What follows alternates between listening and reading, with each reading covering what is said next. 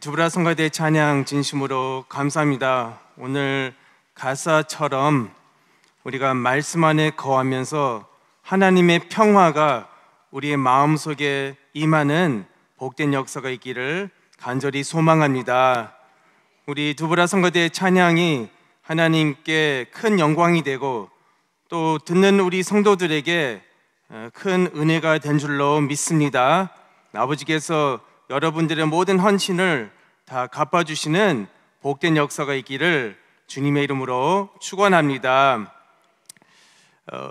서론적으로 이 성경은 신약 구약 성경은 이 의인의 족보와 악인의 족보, 이 두 가지 흐름을 보여주는 구속사입니다. 그래서 의인의 족보는, 의인의 계보는 하나님의 언약의 백성으로서 구속사를 이루어가는 삶을 살지만, 그러나 악인들은 하나님을 대적하고 구속사를 가로막는 삶을 살아갑니다. 그러니 이 두 가지 영적인 흐름의 결말은 다를 수밖에 없는 것입니다. 의인은 영원한 생명, 영생을 얻게 됩니다. 그러나 악인들은 영원한 심판을 받게 되는 것입니다. 자, 이러한 관점에서 오늘 본문 말씀을 통해서 헤브론과 아낙 자손의 계보에 담긴 구속 경륜이라는 제목으로 잠시 은혜를 나누고자 합니다. 이 말씀은 구속사 시리즈 제8권 말씀과 그리고 2003년 4월 27일에 주신 말씀을 참고했습니다. 자, 횃불 언약이 성취되는 과정에서 성경은 이 정복과 또 헤브론과 아낙 자손과 갈렙의 믿음을 구속사적 관점에서 큰 비중을 두고 있습니다. 그래서 오늘의 강의는 먼저 헤브론의 역사적인 배경과 구속사적 의미를 알아보고, 그 다음에 아낙 자손의 계보를 통해서 그들의 기원과 그들의 실체를 살펴보겠습니다. 그리고 마지막으로 이 헤브론을 정복한 갈렙의 믿음과 언약적인 신앙을 살펴보면서 우리가 어떠한 믿음을 가지고 이 영적인 전쟁에서 우리가 이 아낙 자손과 네피미를 우리가 싸워서 어떻게 승리할 수 있는지 하는 것에 대해서 살펴보는 시간을 갖도록 하겠습니다. 첫 번째 대지로 헤브론의 역사적 배경과 구속사적 의미를 살펴보겠습니다. 첫 번째 대지입니다. 헤브론의 역사적 배경과 구속사적 의미. 자, 먼저 이 지도를 보시면은 이 헤브론은 여기 예루살렘에서 남쪽으로 약 35km 떨어진 높은 산지에 위치하고 있습니다. 그래서 헤브론은 친구, 동맹, 연합이라는 뜻을 가지고 있으며, 구속사적 관점에서 이 헤브론은 아주 중요한 의미를 가지고 있습니다. 하나님의 언약과 구속 경륜이 집중적으로 성취되는 그런 중요한 장소가 되었습니다.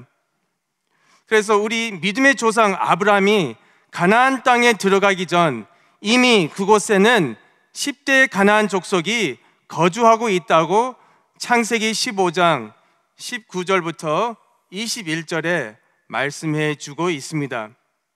그런데 아브라함이 헤브론으로 이주할 때 그 지역은 이전부터 이 기럇 아르바라 불리며 아낙 자손들이 거주했다고 창세기 23장 2절과 또 여호수아 14장 15절에 말씀해 주고 있습니다. 창세기 23장 2절 말씀을 볼 때 사라가 가나안 땅 헤브론 곧 기럇 아르바에서 죽음에라고 말씀해 주고 있습니다. 또 여호수아 14장 15절 말씀 볼 때 이 헤브론의 옛 이름은 기럇 아르바라, 아르바는 아낙 사람 가운데 가장 큰 사람이었더라라고 여호수아 14장 15절에 말씀해 주고 있습니다. 그래서 고대 근동 문헌과 또 고고학적 발견에 따르면 헷 족속은 원래 오늘날 터키 지역에서 시작하여 점차 남쪽으로 이동하면서 가나안 땅에도 이렇게 거주한 흔적이 있다고 합니다. 그래서 첫 번째로 이 헤브론에 대해서 살펴볼 때 아브람 나이 84세에 하나님께서 아브람과 횃불 언약을 체결하게 됩니다. 그 말씀이 창세기 15장에 말씀해 주고 있습니다. 하나님께서 아브람에게 그의 후손들이 차지할 땅의 경계에 대해서 직접 알려주셨습니다. 그래서 그 말씀이 창세기 15장 18절부터 21절에 말씀해 주고 있습니다. 특별히 18절 말씀 볼 때 그날에 여호와께서 아브람으로 더불어 언약을 세워 가라사대 내가 이 땅을 애굽 강에서부터 그 큰 강 유브라데까지 내 자손에게 주노니라고 창세기 15장 18절에 말씀해 주고 있습니다. 두 번째로 이 헤브론에 대해서 말씀을 드릴 때 아브람 나이 99세에 하나님께서 그와 할례 언약을 체결하셨다고 창세기 17장 9절부터 14절에 말씀해 주고 있습니다. 자, 하나님께서 15년간 침묵하시다가 이제 아브라함 앞에 강권적으로 나타나시면서 내 앞에 온전하라, 완전하라 라고 하나님께서 명령하시면서 할례 언약을 체결하셨습니다. 그런 와중에 하나님께서 아브라함의 이름을 새롭게 주셨습니다. 그래서 이렇게 하나님께서 아브라함과 할례 언약을 체결하면서 새 이름을 주셨다는 것입니다. 그리고 같은 해에 하나님께서 이삭 탄생에 대해서 마지막으로 약속하셨다고 창세기 18장 10절에 말씀해 주고 있습니다. 새 천사들이 아브라함을 방문하게 됩니다. 신방합니다. 그런데 아브라함이 그 천사들을 알아보고 속히 대접한 결과로 하나님께서 친히 이 소돔과 고모라에 대한 비밀의 계획을 알려주고 그리고 이제 마지막으로 이삭 탄생에 대해서 이제 예언하고 약속하셨습니다.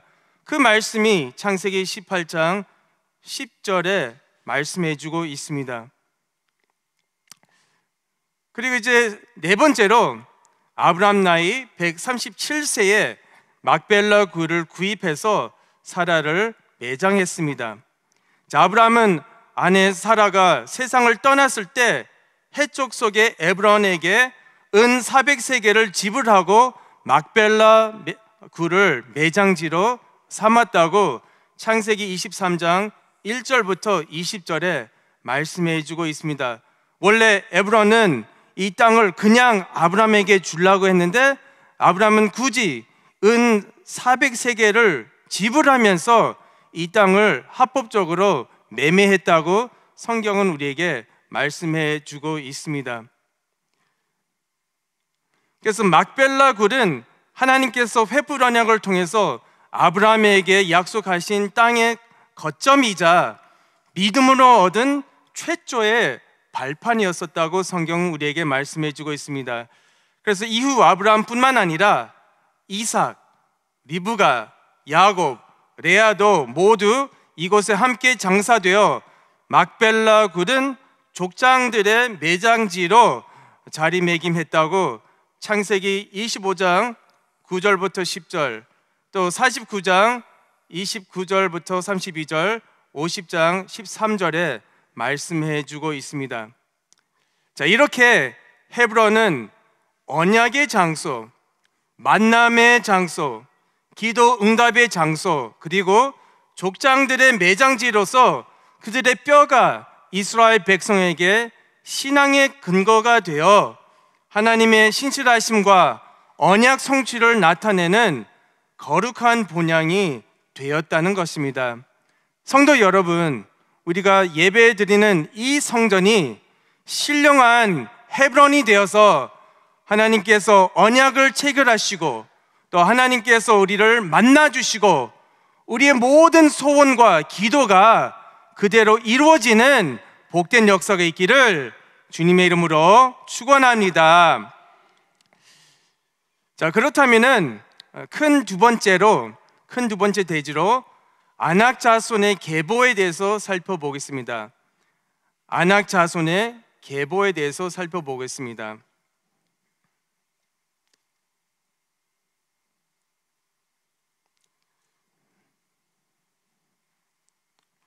자, 가나안 정복 시기에 안악 자손은 특히 헤브론 주변 산지에서 이스라엘이 마주한 가장 크고 두려운 적이었습니다. 그래서 민수기 13장 33절이나 신명기 9장 1절 2절에 말씀해 주고 있습니다.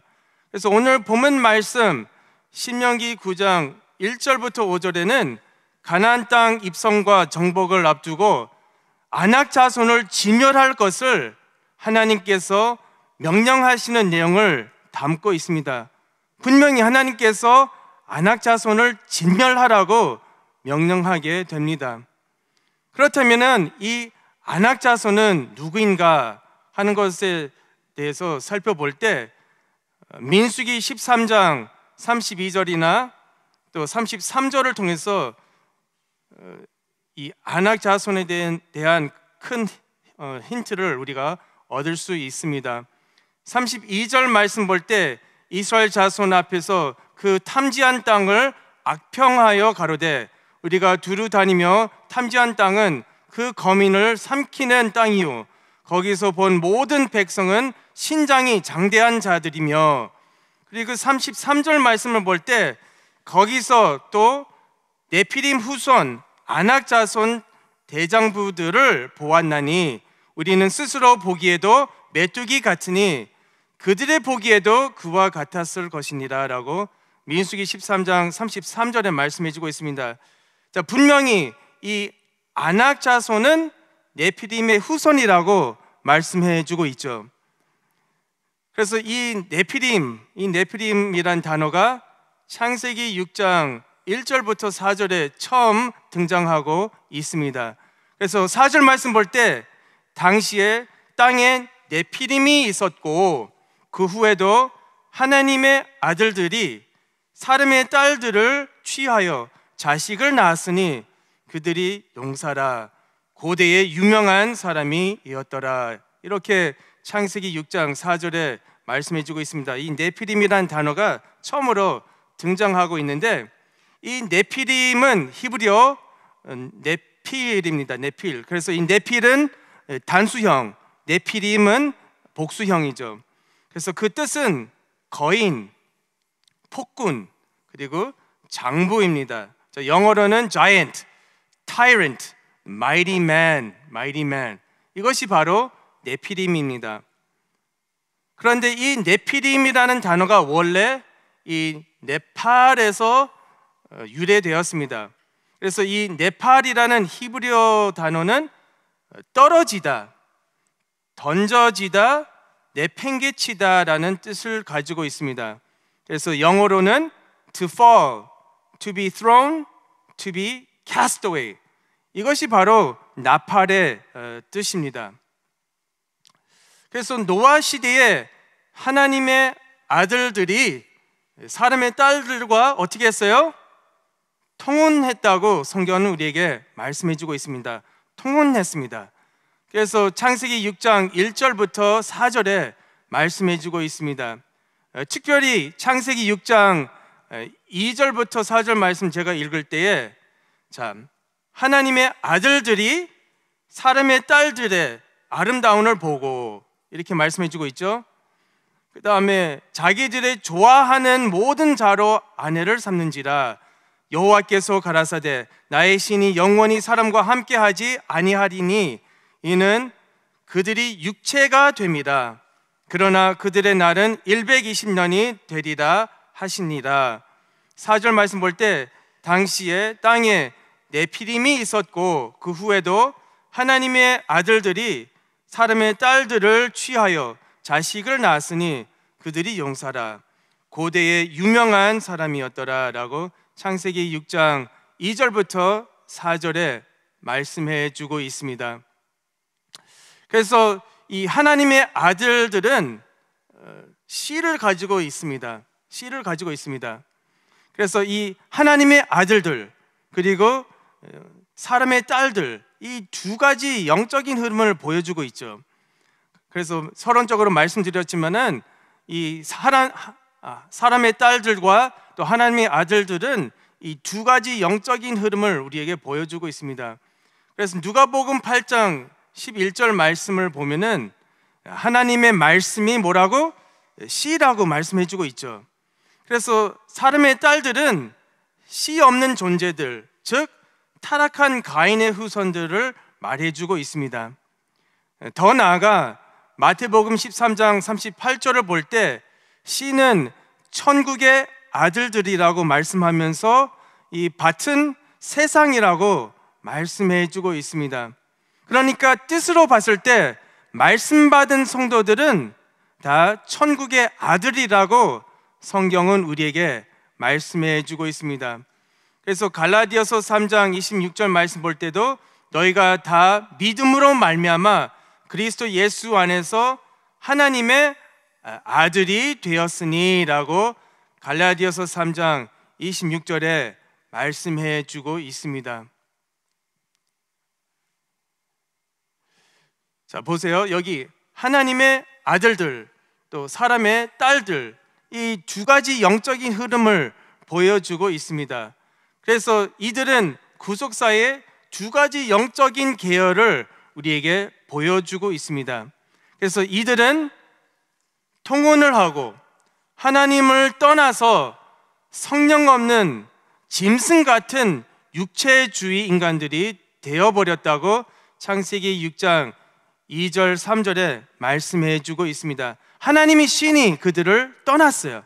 그래서 그들이 원로 목사님께서 늘 우리에게 말씀하신 것처럼 그냥 고기 덩어리처럼 짐승이 되었다고 성경은 우리에게 말씀해 주고 있습니다. 그러므로 이 네피림은 육신적인 속성을 넘어 영적으로 타락한 상태와 혼합된 속성을 우리에게 보여주고 있습니다. 그래서 이 네피림은 시대마다 모습은 달라도 그들의 근원과 본질은 같다고 성경은 우리에게 말씀해 주고 있습니다. 그래서 영적으로 타락한 상태와 이 혼합된 상태를 우리에게 보여주고 있습니다.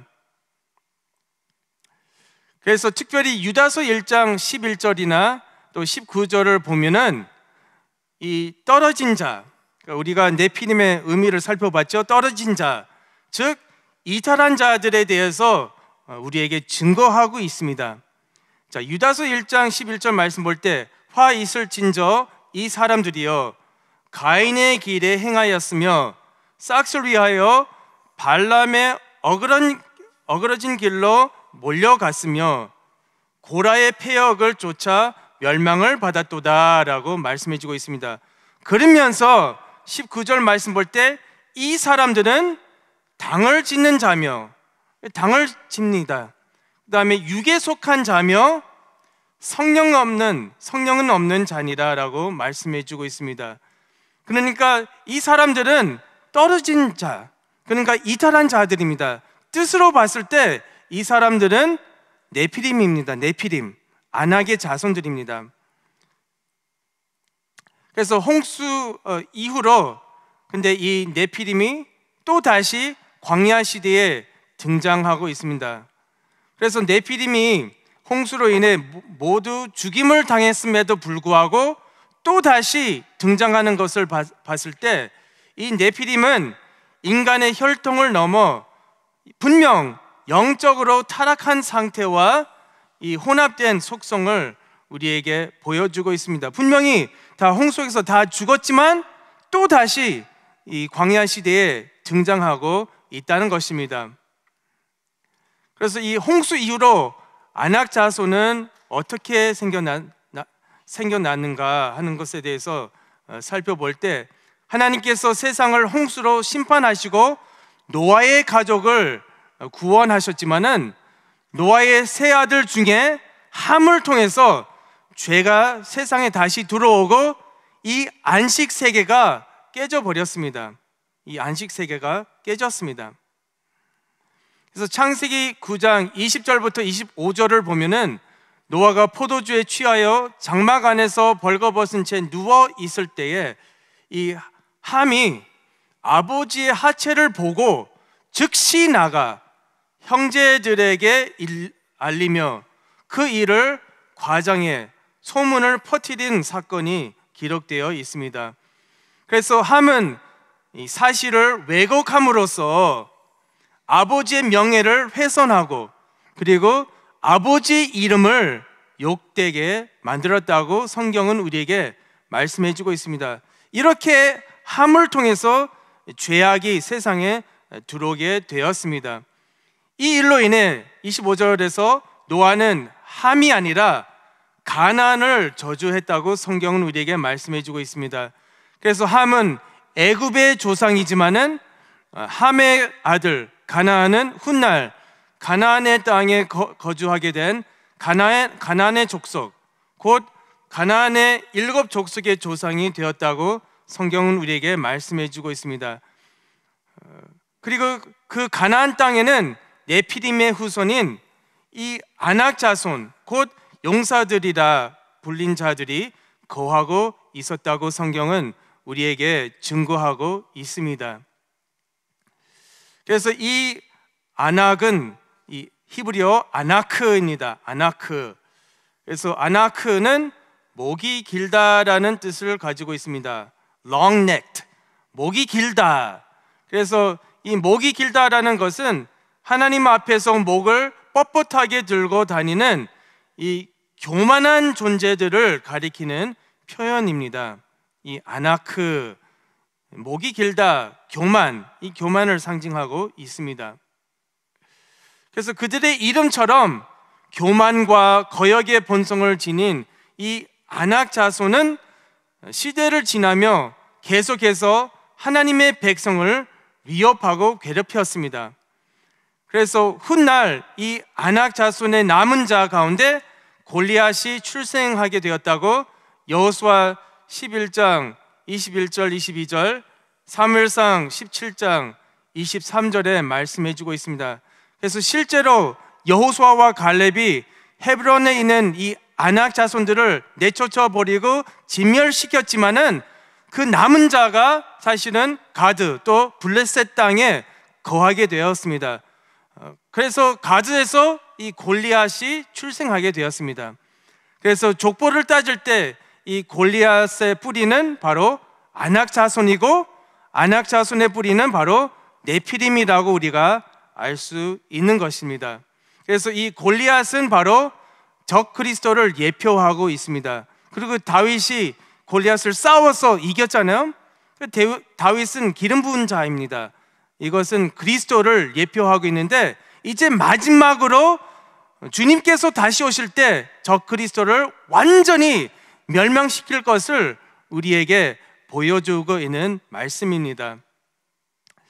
그래서 아낙 자손들은 하나님의 뜻에 도전하고 대적하며 선민 이스라엘의 앞길을 가로막는 악의 세력들입니다.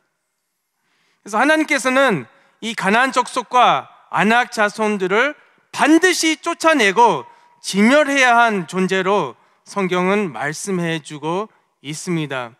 그래서 이 고대 근동의 풍습에 의하면은 큰 전쟁을 치를 때에 모든 전리품은 개개인이시고 그리고 승리하는 경우에 지위가 올라가고 환호를 받고 그리고 엄청난 물질을 받아서 이 인생이 완전히 역전될 수 있는 그런 계기가 될 수 있는 것입니다.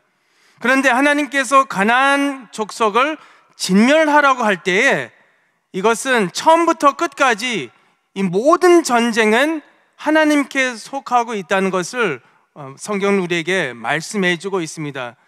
그러니까 이 전쟁은 가나안 족속을 싸우는 전쟁은 개인의 이득이나 영광을 위해서 싸우는 것이 아니라 이 모든 것이 하나님께 바치고 하나님께 영광 돌리는 전쟁임을 우리가 알 수 있는 것입니다. 그래서 마지막 종말에 분명히 네피림이 존재하고 있습니다. 이들은 구속사를 가로막고 하나님을 대적하는 혼합된 자, 섞인 무리, 또 떨어진 자, 이탈한 자들입니다. 그래서 우리는 이 영적인 전쟁에서 우리가 싸우고 있는데, 우리가 말씀과 기도로 무장하는 가운데 우리가 끝까지 싸워서 남은 자가 되는 우리 모두가 되시기를 간절히 소망합니다.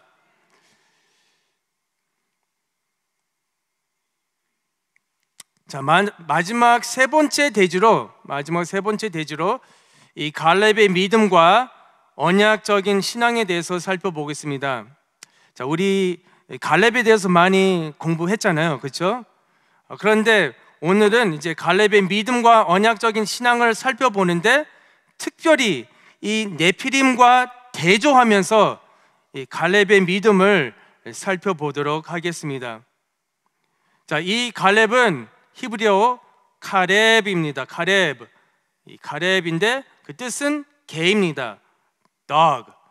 그래서 전도서 9장 4절 말씀 볼 때, 모든 산자 중에 참여한 자가 소망이 있음은 산 개가 죽은 사자보다 나음이니라 라고 전도서 9장 4절에 말씀해 주고 있습니다. 그러니까 1세 가운데 오직 여호수아와 갈렙이 살아서 가나안 땅에 들어가서 그 땅을 정복하고 승리했습니다. 그러므로 갈렙은 이 마지막 때 우리 성도들을 예표하고 있습니다. 이 마지막 때에 이 성도들이 끝까지 승리해서 변화를 받아서 천국에 죽지 않고 들어가는 그런 역사가 있을 줄로 믿습니다. 그래서 우리 모든 성도들이 우리가 끝까지 싸워서 반드시 죽지 않고 우리가 변화를 받아 가나안 입성하는 개인과 가정이 되시기를 간절히 소망합니다. 자, 이렇게 우리가 네피림과 이 갈렙의 믿음을 대조하면서 살펴보겠습니다. 먼저 네피림은 떨어진 자라고 말씀을 드렸습니다. 근데 반대로 갈렙은 이스라엘 선민으로 접붙임된 자입니다. 그래서 하나는 떨어지고 하나는 붙였습니다. 이렇게 갈렙은 본래 이방 족속인 에돔 출신의 기나스 사람 여분네의 아들이었으나 유다 지파에 편입되었습니다. 그리고 선민 이스라엘 백성 공동체에 속하게 되었습니다. 그래서 하나는 떨어지고 하나님은 붙고, 이렇게 성경은 이 두 가지를 완벽하게 대조하고 있습니다. 민수기 32장 12절 말씀 볼 때, 다만 기나스 사람 여분네의 아들 갈렙, 이렇게 말씀해 주고 있습니다. 원래 이방인이잖아요. 그래서 원래 이방인이었지만 그러나 유다 지파에 편입되어서 인정을 받아서 결국은 유다 지파의 지도자가 되었습니다. 그래서 이 갈렙은 믿음 안에서 늘 노력하고 그리고 발전했습니다. 그래서 인정을 받아서 결국은 유다 지파의 지도자가 되었다는 것을 우리가 알 수 있는 것입니다. 자, 다음으로 네피림은 혼합된 자들입니다. 그래서 이 혼합된 사상, 그렇죠? 그래서 이것도 아니고 저것도 아니고 이 혼합된 그런 상태입니다. 그래서 한 발은 세상, 또 한 발은 교회를 딛고, 이런 짱뽕을 말씀해 주고 있습니다. 그러나 반면에 갈렙은 여호와를 온전히 쫓았다고 성경은 우리에게 말씀해 주고 있습니다. 그래서 민수기 14장 24절 말씀 볼 때, 오직 내 종 갈렙은 그 마음이 그들과 달라서 나를 온전히 쫓았은즉, 이렇게 말씀해 주고 있습니다. 또 여호수아 14장 8절 말씀 볼 때, 여호와를 온전히 쫓았으므로, 그 다음에 여호수아 14장 9절 말씀 볼 때 온전히 쫓았은즉, 이렇게 여호수아 14장 9절에 말씀해 주고 있습니다. 그래서 갈렙은 여호와를 온전히 쫓았다고 성경은 우리에게 말씀해 주고 있습니다. 갈렙은 하나님의 말씀에 사로잡힌 자로서 그 말씀에 순종하기만 하면은 어떤 악조건과 불가능한 현실 속에서도 능히 승리할 수 있다는 강력하고 살아있는 믿음이 그의 삶 속에 뿌리 내리고 있다는 것을 우리가 알 수 있는 것입니다. 그래서 갈렙은 이 믿음을 가지고 이 보이는 악조건보다, 보이는 현실보다 보이지 않은 아버지를 믿었다는 것입니다. 갈렙은 보이지 않은 말씀을 늘 마음속에 간직하고 그 말씀을 의지하고 그 말씀을 믿었다고 성경은 우리에게 말씀해 주고 있습니다. 우리 앞에 악조건이 있습니다. 우리 앞에 현실이 있습니다. 그러나 우리는 그 현실을 초월해서 갈렙처럼 믿음으로 바라보면서 우리가 믿음으로 이 모든 일을 능히 이기는 역사가 있기를 주님의 이름으로 축원합니다. 자, 그리고 다음으로 네피림은 구속사를 가롱맞는 자들입니다. 그런데 반대로 갈렙은 구속사를 성취시키는 자입니다. 구속사를 성취시키는 자. 그러니까 하나님의 말씀은 믿는 자를 통해서 역사하는 것입니다. 그래서 구속사는 이 소수를 통해서 이루어지는 것입니다. 다수가 아니라 믿는 사람, 이 소수를 통해서 구속사가 이루어지는 것입니다. 그래서 갈렙은 철저한 언약 신앙을 소유함으로 구속사를 성취해 나갔다고 성경은 우리에게 말씀해 주고 있습니다. 하나님께서 가나안 땅을 이스라엘에게 주시겠다고 하신 말씀의 성취를 변함없이 철저하게 믿었다는 것입니다. 그래서 이 40년 동안 기다렸어요. 갈렙이 그 땅을 보고 반드시 들어갈 수 있다. 근데 백성들이 믿지 않았습니다. 그래서 40년 동안 이렇게 뺑뺑 돌아가다가 이제 때가 되어서 이제 가나안 입성하는 그런 사건 앞에 있었습니다. 갈렙은 그 말씀을 40년 동안 믿었다는 것입니다. 계속 믿었습니다. 갈렙은 철저한 언약 신앙으로 이 산지를 내게 주옵소서라고 하며 85세 나이에 그때나 지금이나 내가 여전하다라고 이 위대한 신앙 고백하게 되었다고 여호수아 14장 11절 12절에 말씀해 주고 있습니다. 갈렙이 헤브론 산지를 달라고 요구했던 것은 바로 조상들의 뼈가 헤브론에 묻혀 있었기 때문이요, 그곳이 가나안의 구심점이자 약속의 땅에 대한 근거지가 되었다는 곳이기 때문입니다. 그래서 갈렙은 이 언약적인 신앙을 가졌다는 것을 우리가 알 수 있는 것입니다. 그래서 다시 정리하면은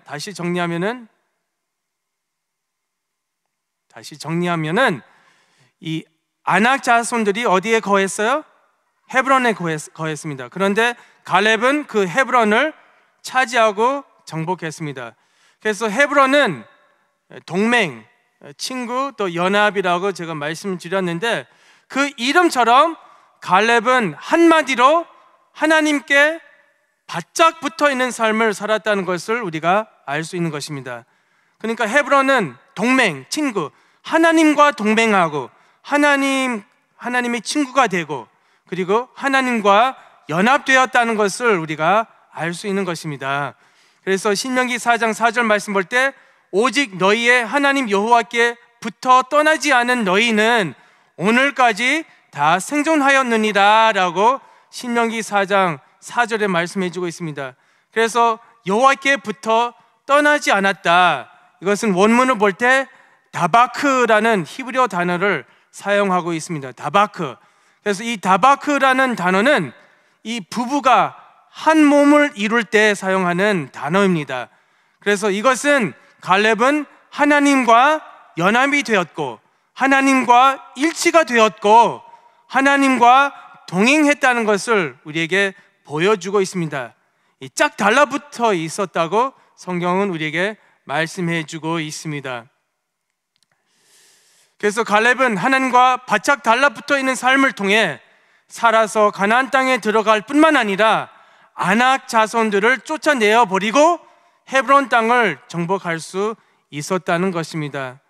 저와 여러분이 이 언약적인 믿음을 가지고 하나님과 동행하고 하나님과 바짝 달라붙어 있는 삶으로 말미암아서 우리는 죽지 않고 반드시 이기는 자가 되어서 천국의 변화로 입성하는 우리 모두가 되시기를 주님의 이름으로 축원합니다.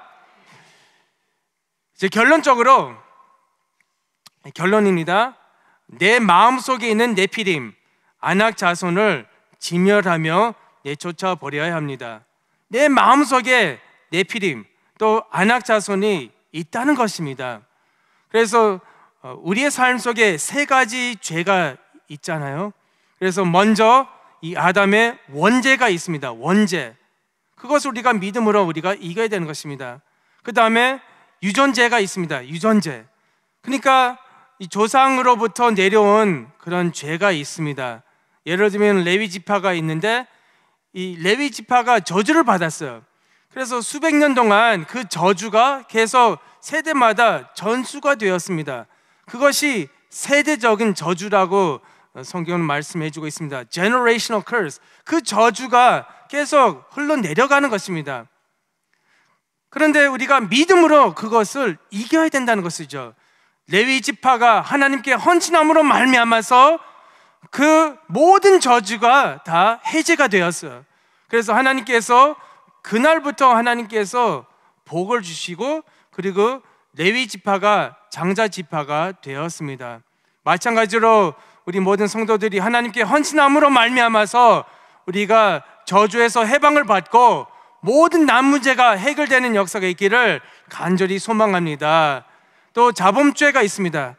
알게 모르게 이 지독한 죄가 우리 마음 깊숙이 자리 잡고 있습니다. 그래서 반복적인 죄, 그래서 우리가 해결된 줄로 알고 있었는데 또 다시 나타내고 있습니다. 그런 죄가 우리 마음속에 있는 것입니다.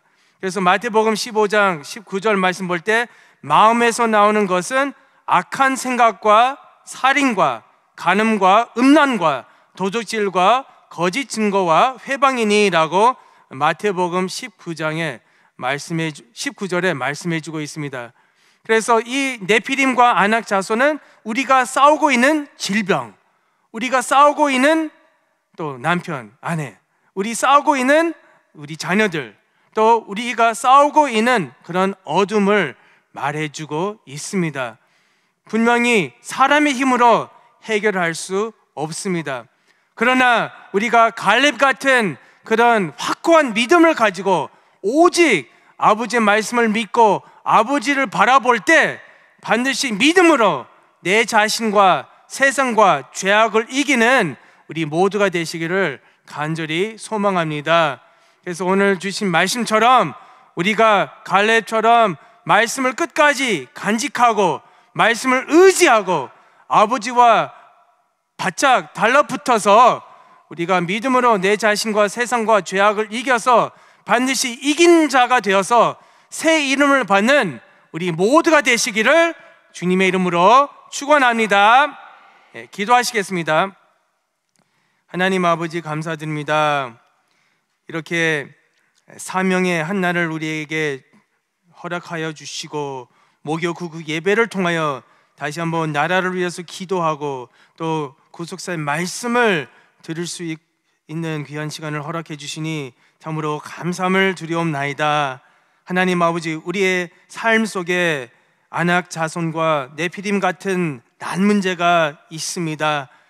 그러나 아버지께서 은혜를 베풀어 주셔서 우리가 믿음으로 이 모든 것을 싸워서 이길 수 있도록 아버지께서 은혜를 허락하여 주시옵소서. 특별히 김원을 위해서 기도하는 가운데 있습니다. 하나님 아버지, 먼저 김원에게 강력한 믿음을 허락하여 주셔서 낙심하지 않고 믿음으로 이 모든 질병을 이길 수 있도록 축복하여 주시옵소서. 이 아낙 자손과 네피림 같은 질병이 반드시 달아날 수 있도록 축복하여 주시옵소서. 또 하나님 아버지, 우리 삶 가운데 남은 죄가 있습니다. 또 교회적인 그런 법적인 송사들이 진행되는 가운데 있습니다. 반드시 아버지께서 강권적으로 역사해 주심으로 말미암아서 승리할 수 있도록 역사하여 주시옵소서. 될 줄로 믿사옵고 이 모든 말씀 예수 그리스도 이름으로 간절히 기도하옵나이다. 아멘. 하나님께 영광의 박수 올리겠습니다.